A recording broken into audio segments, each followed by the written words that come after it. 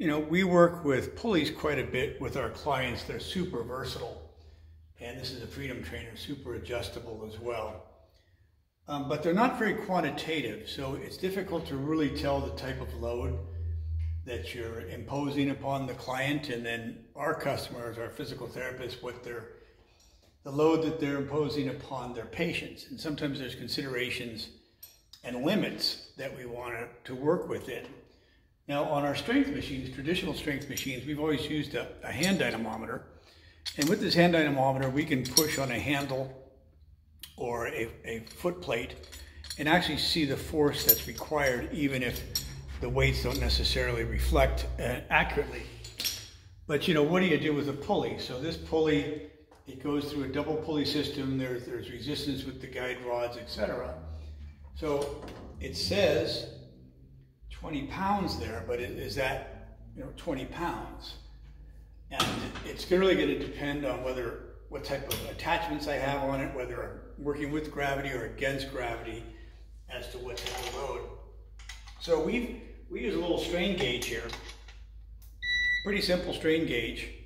And what it does is it measures the actual force that is being dosed with the individual. So in this particular example, it's going to show me close to 20 pounds, 19 and a half or so. It's fluctuating between that, on that 20-pound load shown on the weight stack. But what complicates that is if I get a handle involved,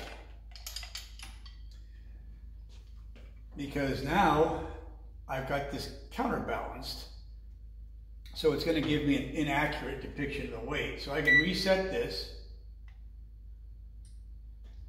and then set it with the handle. It'll zero with the handle. So now I'm going to see, taking the handle out of the equation, what the load is to that individual. So now we're at about 12 and a half pounds or so, because we're counterbalanced. And conversely, if I'm doing a bicep curl or upright row, anything from below the waist type of thing, where I'm working against gravity, then it's going to add this weight to the weight stack as well. And that can be depicted on this force gauge. Now, the other thing we use it for is measuring force. Let's say we're using this particular device, and this is an occipital attachment that we use for cervical traction with this device as well. So when I'm looking at the weight stack there, I've got 30 pounds, and it's pretty close to that here. So it's 27, 26 pounds basically. So I'm able to see what I'm dosing this individual with when we're using this occipital attachment and doing some cervical traction with an individual. So what we'll do is we'll get an individual in position. We'll